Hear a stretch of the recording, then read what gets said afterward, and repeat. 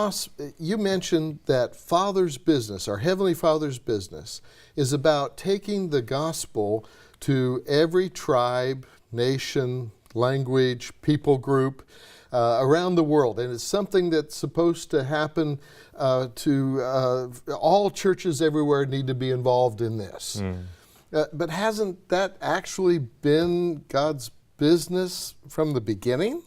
It's been God's business, but it hasn't always been the church's business, Brad.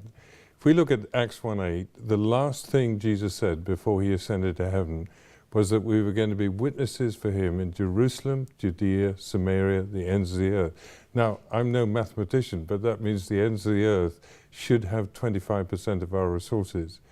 But in this course, one of the things I'm going to show is that the early church found that really, really difficult. Acts 11:19 says they went into a predominantly Gentile city, Antioch, and spoke only to their own people, the Jews. And we still face that today.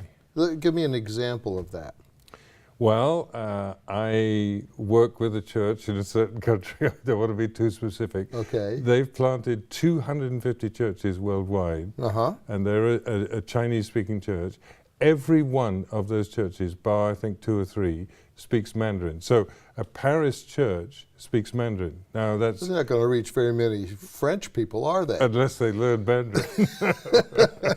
That's not going to happen. No, it's not. So what Field Partner wants to do is to show that God wants to reverse history and from every nation under heaven raise up people, if you like, to go to every nation under heaven.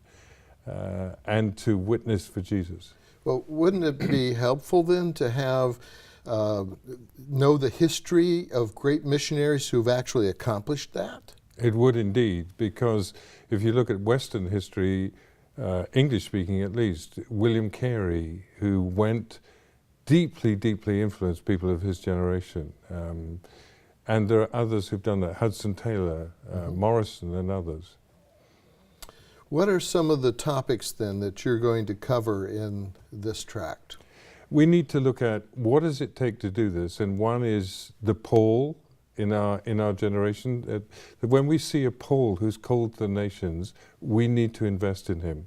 It takes churches like the Antioch Church who will set aside the best that they have for reaching the nations, and a number of other things that I'll outline. For instance, the ability to take risks and to do maybe what our church and denomination, other churches, denominations aren't doing. Thank you very much.